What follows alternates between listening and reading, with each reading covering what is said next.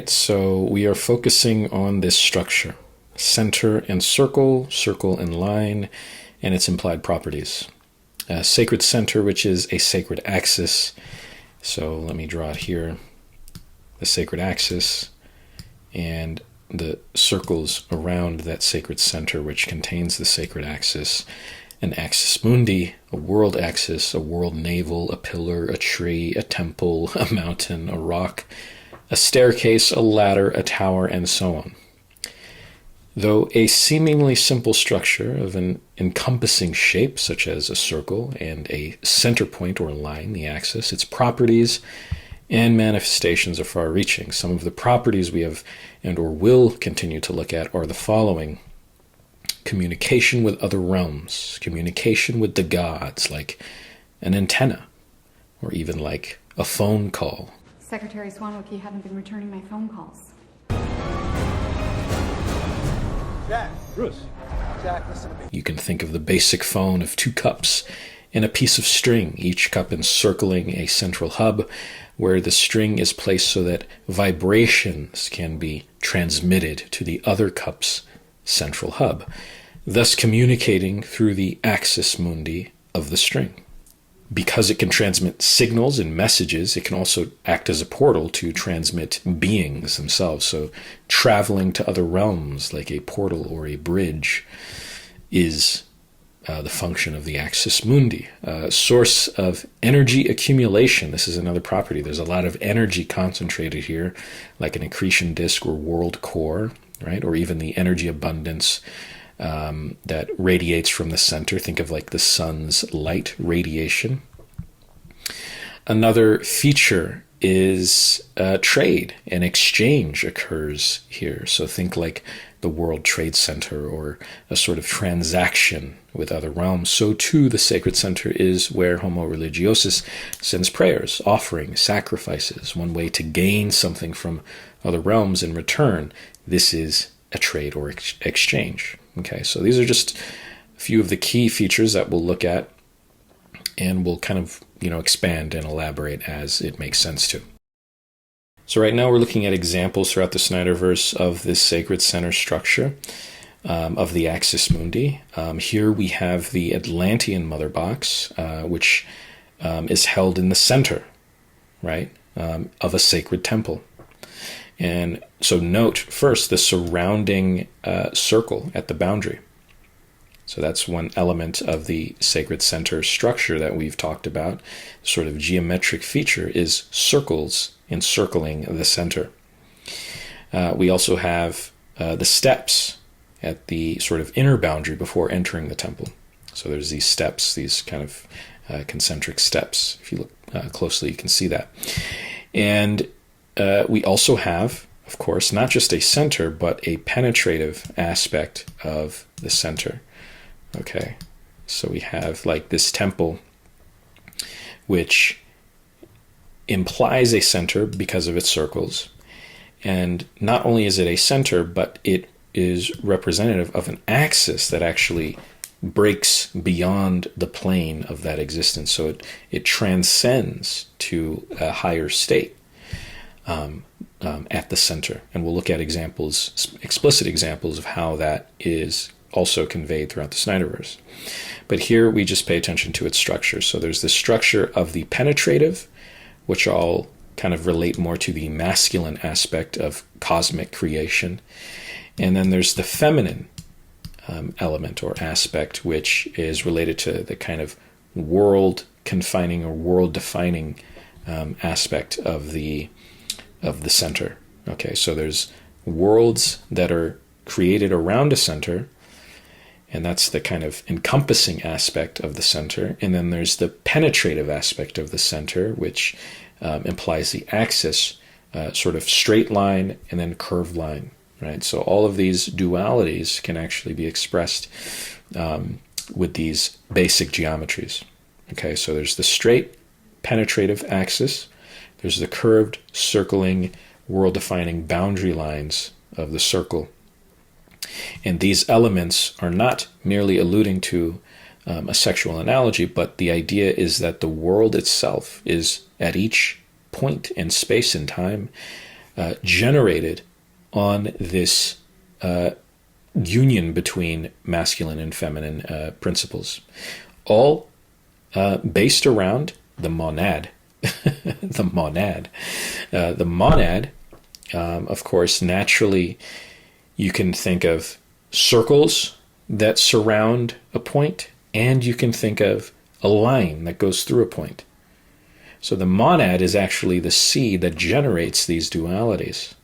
Okay, but that's maybe a little too much right now. In the very center of the temple, the most sacred or taboo artifact is protected, sectioned off from the larger society. Okay, so again, we're looking at the structure, we're highlighting the structure, is that the sacred thing is precisely in the center. So the sacred thing is this cube or box, this mother box, that's held high up on this kind of pillar. Okay.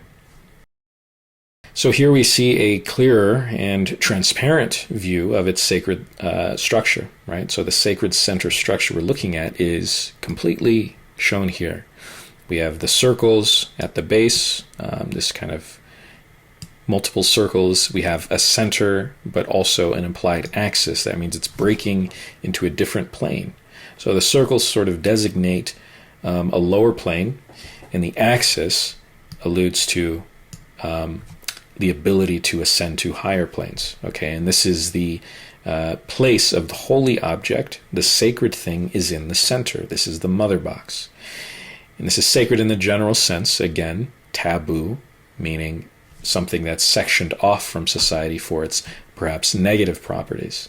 Okay, so the mother box is not being used by the Atlanteans. It's being protected because it's dangerous. And so it's sacred in that sense. But here we can see that it actually kind of has that kind of lingam yoni peak, right? It kind of curves at the top. We have kind of a circular base and whatnot. Okay, so very generally, you can kind of see how this basic geometry of circle and pillar or center or axis is seen in many places. Okay, so we've looked at a lot of them before, but here we're looking at explicit examples in the SnyderVerse of this basic type of geometry. So we note here as well that the sacred image is being projected as an image from his mind, itself originating from the center of a spider-like creature, right? So the spider's legs are like the roots of the created or projected image, right? So these are like the roots it's attached to his face, right? And it itself implies a sacred center, okay? So this kind of has that monadic structure where there's like a central hub of something. So the spider is also an allusion to that. And from that central hub comes the projected image. So we have the center of the spider projecting another image outwardly.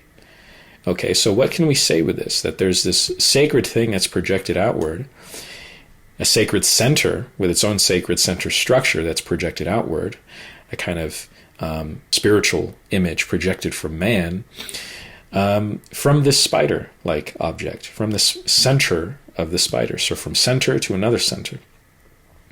So this projection here is the axis mundi as well. Okay, this is the axis mundi from one state of being here to another state of being out here in the light of day. Okay, and so what is the point? What does this mean? Well, you have to look at the context of the story. And so he's trying to hide the fact that he knows where the mother box is. He's trying to keep hidden. He's trying to bury where it is. He doesn't want to tell Steppenwolf, and Steppenwolf wants to find out. And so my interpretation is to say that this spider, this monadic spider center structure, is reflective of the world of his unconscious, right? So it's extracting from the world of his unconscious where he is trying to bury that information, hide that information from light of day. He's struggling to do so. That spider transmits everything to the center so it can then be projected outward. So it projects out into the axis, through the axis mundi. It has a new manifestation, right? So instead of being buried in his mind, there's a new manifestation of his thoughts. Now his thoughts, instead of being buried, are out in light of day, right? So his thoughts have changed state or changed mode of being, okay? And so that's pretty interesting, right? So it's interesting that this sort of darker coloring of this spider, darker is more closely related to something that is unconscious, right? Something that is buried, hidden within the earth of man's mind. The outward thing, the known thing, so when it's in light of day, it's known. When it's out there exposed, it's known. It's made conscious. And so this is that process. We're going from a state, a mode of being of the unconscious, the hidden, to another mode of being, the exposed, the observed, the conscious. And so this is how that notion is being expressed. So it's information. Again, it's communication of information, right? So it's ascending the axis mundi. Whenever you're conscious of something, there's some information that's being communicated from one state of being. Here, the psyche of man is kind of being expressed as the axis mundi, from comparing or juxtaposing the unconscious, hidden secrets of man with the exposed or freely given knowledge of man. So really interesting stuff. Here we have the greater king surrounded by light, okay, faced towards the camera. The crown at the central peak, right? So we have the crown. He's holding the sacred object. He himself is sacred because he's the king. We have the king at the peak of this sort of central pillar or axis within the center of the temple.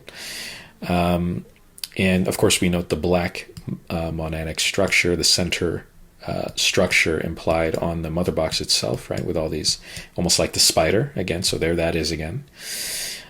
So there's this idea that there's creation from this central thing.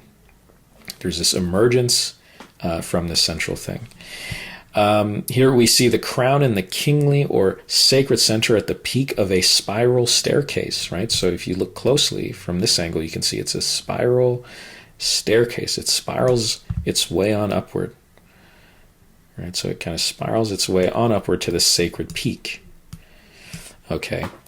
Note that the bright light here, where the king is, right? So that's like the bright light of day that we're just talking about, juxtaposed to the multitude, the darker, unconscious aspects. And so you don't see the front of their face, you see the back of their heads.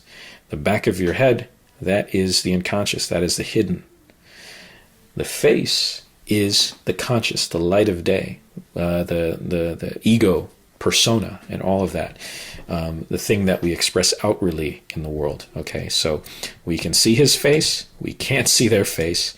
He's surrounded by light, they're in the dark. Okay, and they represent the multitude, and he the one, the king, the center, right?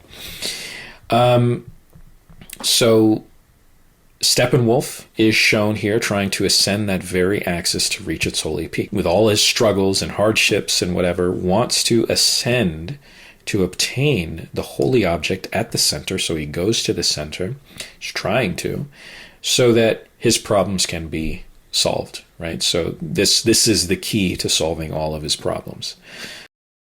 We have the sacred center of the island itself. So remember, the mountain or island here is a sacred center in relationship to all of this water down here, right? So it's like there's all this water, and the island itself is the center, a break in the homogeneity of space that designates, hey, this is special, this is sacred, this is unique, this is important. And so remember, of course, the mountain, island can serve as symbols of the axis mundi. Here representing the bridge between the water below, right, and the sky above. Right, so the mountain is like sort of a natural skyscraper, right? So it's a natural thing that if you ascend that mountain, that allows you access to these peaks that are very close to the sky and the clouds and all of that. So here the Axis Mundi could be the island itself, or is the island itself. However, as we move closer, we see that on the island there is a temple. So the island, the sacred center of the island, has its own sacred center, that being the temple. And we see that the temple is circular in form, right? So this is the temple. So this is like, this whole scene is like, this whole shot is zooming in closer and closer to more and more sacred, okay? So we see the monadic, again, structure that is also on the mother box itself. We see it in the temple, designating this as a sacred center, as an important place, as a sacred space, okay? And we see the concentric rings. We see the concentric rings. We see the layers of, if you want, you could say these are like longitude and latitude lines. So there's like the meridian lines pointing or converging at the center, you could say, right? All of these lines as well are important in the center, as well as the latitudes, circular latitudes, emanating from or converging on as well the center. Okay, so this again has straightness juxtaposed to curvature, and so within the temple we can see the central pillar. So if we, as we kind of zoom in on the temple, we see, of course, clearer the rings around this sacred center. As it goes inward, we see the pillar holding the mother box, but a different mother box. So we were looking at the Atlantean mother box. Now we're looking at the one at Themyscira, where the Amazons live. And here they also have it in a sacred temple. Here they have it in a pillar, or on a pillar. But in this process, right, as the camera zooms in on all of this, we have seen all these different manifestations or expressions of the Axis Mundi, just at different levels of precision. We have the island, the mountain, we have the temple, we have the pillar, we have on top of the pillar the mother box. So it's as if we're kind of, as we get closer and closer in these various stages, we're getting more and more specific or precise and fine-tuning to something that is truly sacred. We're getting closer and closer to more and more sacred things. So that's pretty interesting. And so in the land of man, the sacred or taboo mother box is buried. So unlike the Atlanteans and the Amazonians, man just buries the mother box. All right. So first of all, the burial implies going into the earth or descending along the Axis Mundi to the underworld. So each burial site can be thought of, interpreted as an Axis Mundi, a portal to the dark underworld, right? So when you bury a body, it goes within the earth to the world below, which is the underworld. And so a burial site is itself an Axis Mundi. And here we have, again, the Axis Mundi. Again, of course, each mother box has its own central structure, right? Monad, and then emanations from the monad. And so to bury is to go within the earth, and that location is hidden, right? So they're hiding the mother box. And so this is actually a manifestation. Earth as well, within the earth, represents a manifestation of man's unconscious, right? So naturally, when you go within the earth, you're actually going in the realm of your own unconscious, because it's dark there, right? So it's dark because we're not directly aware of it. It's unconscious. It's the sort of the Jungian notion of the unconscious. So when you bury something in the earth, you hide it from conscious view. We can say that man has hidden a powerful, mythological, mystical, sacred object, and thus over time has forgotten about it, right? So over time, man forgets, and this is alluded to. We have to light the ancient warning fire. fire has not burned for 5,000 years. Men won't know what it means. Okay, so the fire, again, we're talking about fire. The fire is the knowledge, the inner knowledge of man's connection to the sort of ancient, mythological, mystical, spiritual mode of being, the sort of passionate perspective on life that is not simply based on the intellect. So anything we try and bury and not integrate into our psyche, it just makes it easier for that thing to control us because all we're doing is hiding from it and ignoring it, and it's still there. Okay, so too we see the mother box hidden in the closet of Victor Stone. So this is the same mother box, represents the mother box that was given to or was taken by man, and by now it has ended up in Victor Stone's closet, which is itself again this notion of hiding something or burying something in the psyche or the unconscious is directly parallel to hiding something in the closet, right? So when you hide something in the closet, you kind of put it away. You don't think about it. You're not conscious of it. You try and hide this thing. That means you're trying to suppress something in your psyche. You're trying to suppress something and keep it in your unconscious. Okay, so we have this aspect being conveyed here where man has like ignored this sacred or mythological thing. This is, of course, juxtaposed to the large temples created by the Atlanteans and the Amazons. Okay, so we just saw large temples. So they sectioned off the mother box, they created temples, and they remembered it. They're conscious of it. They're conscious of, to this day, to present day, the Atlanteans and Themyscirans are conscious of the mother box and conscious that it has to be guarded and protected because it's sacred. You have to respect it, even though it's a negative thing. You have to respect its power, right? That's the idea.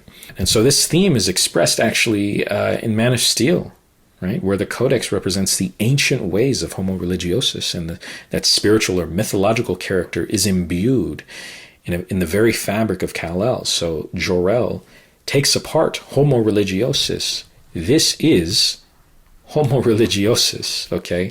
It represents the ancient, something ancient, right? That ancient fire.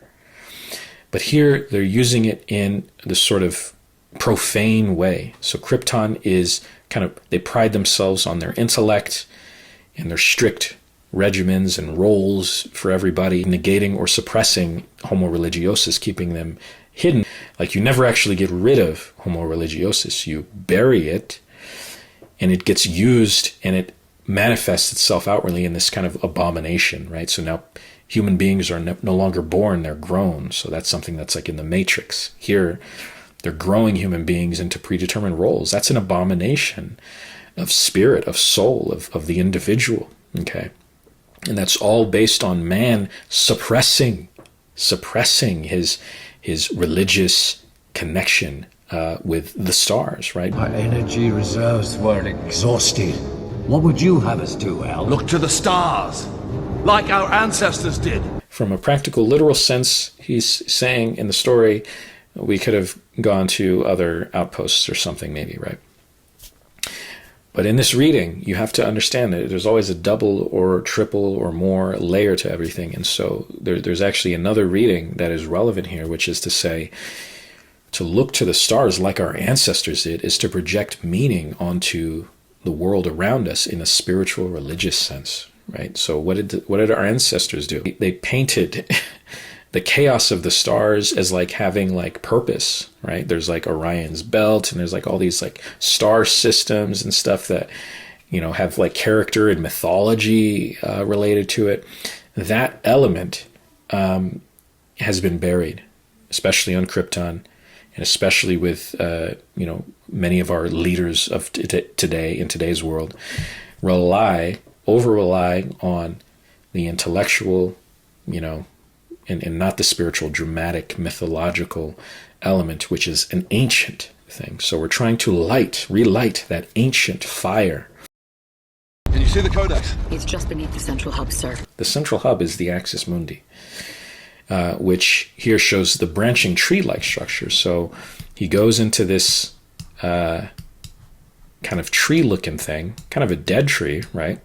Still a tree, still branching, and still having a central structure, right? So the codex, the sacred object, just like the mother box is a sacred object, the sacred object here is the codex, right? That's the thing that everyone is chasing. That's what I've called the MacGuffin, this thing that if only we had this thing, we will be saved. That is what the Holy of Holy is all about, right? So Jor-El descends and ascends the Axis Mundi. So here he is moving upward, right? And so he's ascending the Axis Mundi from the world of the below. Okay, so remember, he just came from, at this point, from fiery chaos. The world is collapsing, destruction, fire. In the exposed world, light, right? It's too bright with fire, okay? He descends down into this more almost serene, quiet, otherworldly space. Like, even though they're on Krypton in both cases, this still feels otherworldly compared to what he was just looking at, which was like kind of like ships just destroying each other, explosions and all these things, fire. Here we are now in the world of water. So he's descended into a different world. He's accessed a different world through the Axis Mundi. And instead of being surrounded by fire, he's engulfed. His forces are surrounded in water. And that threatens to deprive him of much needed oxygen. But when he ascends the Axis Mundi, he goes to the center to obtain the sacred artifact directly in the center, the very center, right?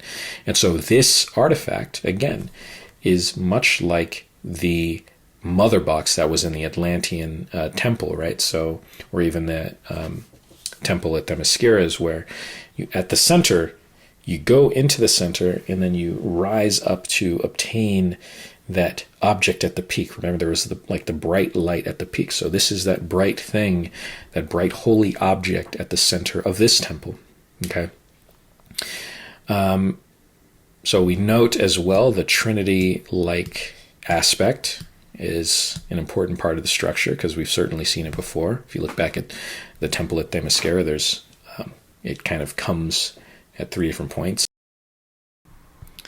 All right, so we have the mini Kryptonite spear at Lex's laboratory, sort of like Lady of the Lake delivering the sword. It sort of appears through the center. So the Kryptonite is held as sacred. Again, we see the triplet structure at the top. So we have that triplet holding the sacred object, right? And so, again, the idea, though, is that it's at the center. It's an axis mundi that kind of reaches the peak, just like the mother box was held at the center of either temple of Themyscira or Atlantis. And so, again, we see the concentric circles as well outside of here, and our friend the octagon, which, by the way, one way to interpret the octagon is as the intersection of a circle and a square. And so the intersection, those points of intersection, are the vertices, define the vertices of an octagon. So circle and square are important shapes. Square kind of relating to the earthly, and circle relating to the heavenly spheres. But that's just here. Again, we focus on the Axis Mundi structure aspect of it, and it's, again, the sacred object is in the center. Here we have Batman's Batarang at Lex's place. So in place of the Kryptonite is now Batman's symbol. And again, we have kind of that sacred artifact being held in this center of, this sacred holding area with the emanating circles. You can see more clearly these circles emanating around it. Okay, so here is a really important example of the sacred center, right? In Zack Snyder's Justice League, the Flash rotates around this sacred pillar, the nuclear cooling tower, the tree that was generated by Steppenwolf with the mother boxes, all occur at the center around which Barry kind of rotates. Okay, so the rotation of Barry, the blue line, is designating this as the center, this as the important thing, right? So important things are happening here. That's certainly where the climax takes place in the story. We have all three mother boxes threatening to unite, and we have Cyborg trying to cry out to Barry to help so that he can separate them, right? So, but the idea is that there is this sacred center structure. There's the pillar, again, the pillar which contains the sacred artifact in the center, and we have the circular rings around that center. Here we also kind of see the meridian lines emanating from the center where Cyborg is, and the mother boxes. And so again, so we can emphasize a couple things, right? So the center is where Cyborg is trying to cry out to Barry. He cries out to Barry to ask for help. This is another example of being in distress, right? So he sends out a distress beacon, which we'll talk about as well, trying to communicate with Barry, who's on the outskirts. So that cry mirrors the cry of Superman when he screams at that sacred center, emanating those circles of influence. Cyborg, or Victor Stone, is also crying out here in need of help. And so notice, of course, his name is Victor Stone. The stone is also a sacred object that sits in the center, and the stone is another manifestation of the Axis Mundi.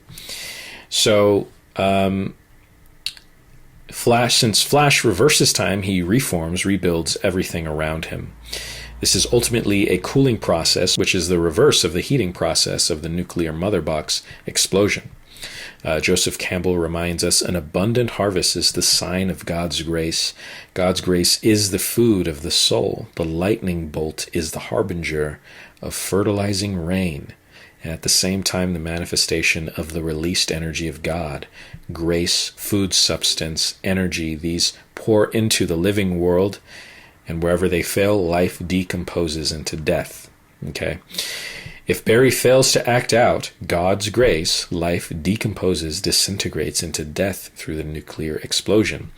Yet when he acts out God's grace, he becomes the very hand of God's grace. The blue surrounding is juxtaposed to the fiery, energetic center, emphasizing this. If the energetic dispersing rings in the water reflect a death back to the prima materia, their accumulation in the center, here they're being accumulated. So the blue lightning is actually a reference to water being reaccumulated into the center to enliven the sacred spirit at the center, Cyborg.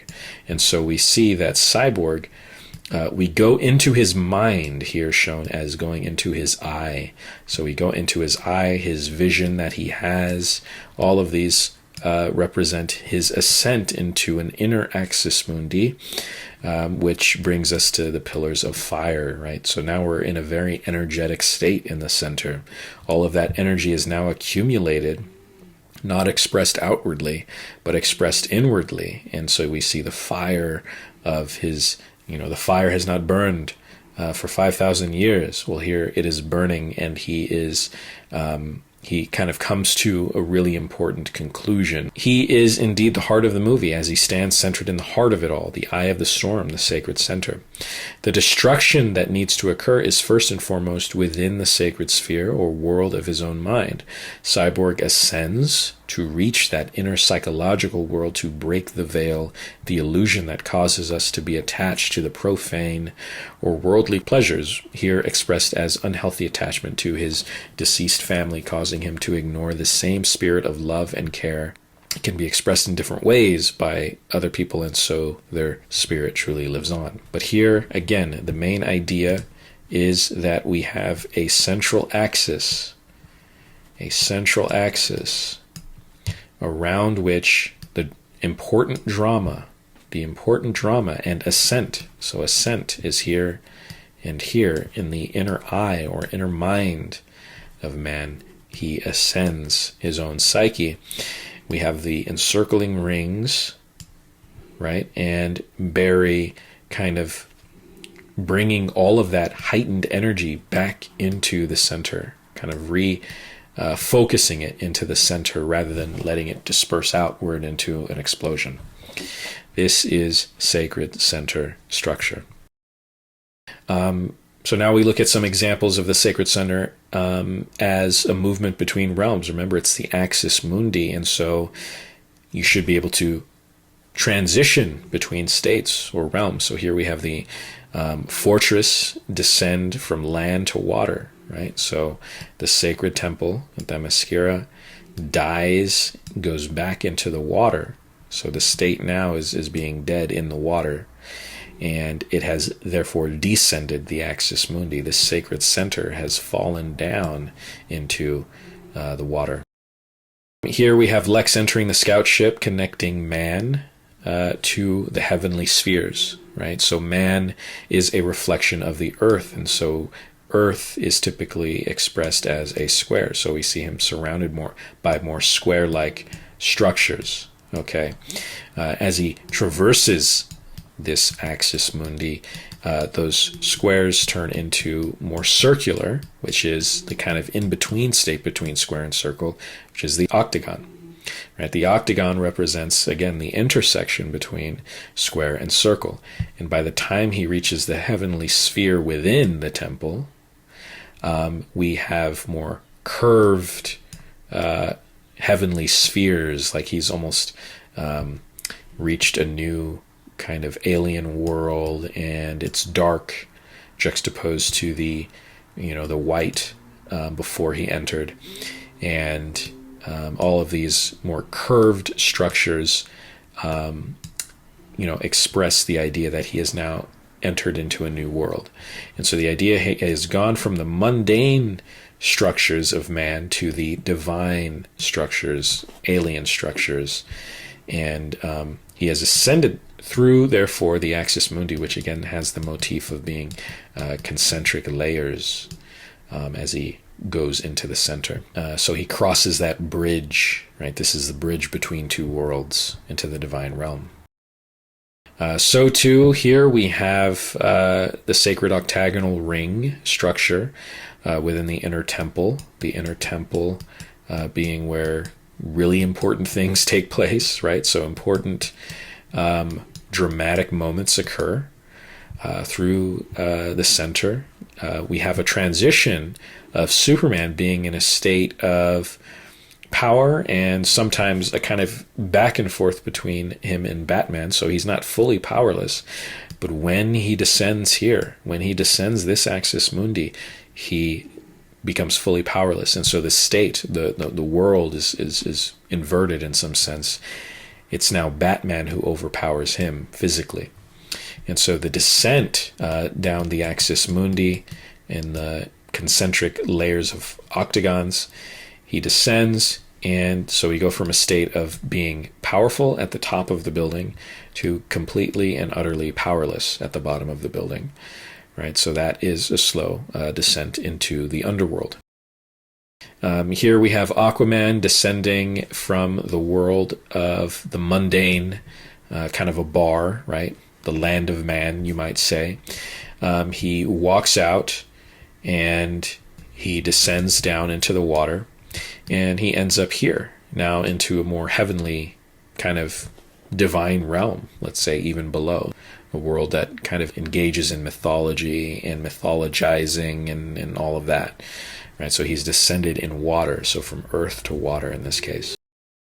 So here we have the Justice League after preparing in the world below. So in the Batcave, they ascend the axis mundi to the world of the above. Okay, they actually are rising or ascending out from below the water or even within the earth, and they go from a state of being hidden to a state of being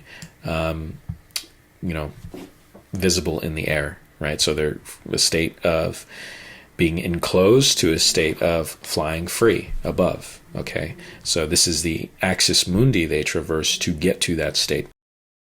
Here we have Superman start from below the scout ship here, right? So we see the kind of circles designating this as a sacred space and a sacred center itself. But as he comes out, we see these kind of rocks or pieces of debris or material encircle around his hand or his arm, and that circling designates that as a sacred spot, and he then ascends, right? He ascends to the world above. So here again is hidden, and here is exposed and opening and embracing the world, right? So we go from a state of being enclosed off, just like before, into a state of being, out in the open and exposed and embracing even the world above, and that being related to flying, right? So here he flies to ascend the axis mundi, and in that process he is now in a new world being like, okay, here I am. We have Darkseid, of course, come from above and go below. So it's kind of the reverse of what Superman was doing, right? So Darkseid is enclosed in his ship, hidden, and then he comes down and he kind of opens his arms out like this. So he's coming from above to below. He actually descends the axis mundi. We see him in the center of the screen, and we see these pillars of fire kind of raining down on the world below. So these pillars of fire kind of allude to the axis mundi that he has just ascended, and he's going to bring all this kind of fire and terror to the world. But the idea, of course, is that he's coming from one mode of being, kind of hidden within the ship, above in the sky, to another mode of being, representing and expressing himself to the world below. So here we have Bruce fall, right here, and that is actually a descent into the axis mundi, into the world of the below. Okay, so this connects the world of the above, or earth, right, the surface of the earth, which is the realm of man, into the underworld itself. And we note that as he ascends, he actually rotates. He rotates, and so that rotation, again, we'll look at more examples of that, but that can also allude to this idea of the spiral staircase and this kind of rotational element to being reborn, which we'll look at another good example in the next video. So here we have Lois Lane, who's being taken into the world of the above. She kind of stumbles in her own trap below in the airport. They catch her, trap her, and bring her up this helicopter to ascend the axis mundi of the Lex Tower. So she's ascending the axis mundi, and we see here the world that she is taken to, a new world above, right? But she's caught there as well. Okay, but the idea is that she, to get to this state up top, she actually has to ascend the axis mundi. So that is a sacred center. We see the concentric motif, right? So these concentric rings around some sort of central object here. Again, we have another example of movement between realms in Man of Steel, where Zod is trapped and confined, right? We have that motif again. He's trapped, caught, confined to ascend the axis mundi, to be trapped up here in the world of the above. So now they're not on the surface of Krypton. They are in space. They're in the cosmos, right? They're in the cosmic plane. So to get there, they had to ascend the axis mundi. We have the Arrow of Artemis traveling along the bridge from Themyscira to man's world, the land of man. Okay, so she shoots out this arrow, which makes it to the land of man, right? So we've gone from Themyscira to the land of man, and that itself is a sacred center, right? That is a sacred spot. It's a holy temple, right? This is a temple, and this arrow lands in that holy temple, and the camera actually rotates around that. So again, we have this circling motif around this sacred center. Okay, so she says, sky torch, hero beacon, scatter the darkness, burn as you burned in days before, show her the darkness before the daylight of history, warn my daughter that war has come and protect her. So again, here is movement between realms, but we can also say this is communication between realms, right? This is like this is like a cup connected to a string to another cup. This is how Wonder Woman actually finds out something is wrong. So this is again alluding to that distress beacon motif and this idea that this is a place to communicate with other realms. Okay. So that's similar to, if you look back to Man of Steel, how if you look at both of those shots, they look very similar. We have the ship of Kal-El going to Earth and sort of crashing in Earth here. So it crashes here. And the idea is that Kal-El's ship has crossed the bridge from the world of Krypton to the world of Earth. So it must have done so via an axis mundi. So to go from one world to another world, you have to traverse some sort of bridge, axis mundi, mountain, pillar, something like this. Here, the axis mundi is a bridge, right? So it's a bridge connecting worlds, all right? Here in Man of Steel, we have Faora descend, right? So the ship rotates as it descends, and she descends to take Superman back up. So they reascend and they go back up. And so they come down to the world, to the land of man, to Earth, and then they go back up into the cosmic plane. So the descent here shows we have the sacred center in the idea that there's like this rotational element. We have a sort of ladder, if you want, this kind of weird alien like ladder or stairs that can be that you descend or ascend to descend or ascend the axis mundi. So these stairs and this ship going back up represents the axis mundi. And what are those connecting? The land of man, so being on Earth, to now being up in the cosmic realm in the ship. And so they go from this world to this world. Okay, so this connects. Remember, axis mundi has to connect different worlds. Here we have the movement between realms relating the world engine compared to Black Zero. So the Black Zero is the ship that Zod uses, but then they release the world engine, right? That release of the world engine is actually a severing of their connection with the world engine, right? There's like all these like connecting pieces to the world engine, but those pieces are severed. Releasing the world engine allows it to descend into the land of man, right? So to descend back into Earth. So again, we have movement between realms going from sort of the cosmic outer space region, being above Earth and beyond Earth, descending the axis mundi here, as well as descending here to ultimately end up in the land of man. So this represents an axis mundi, okay?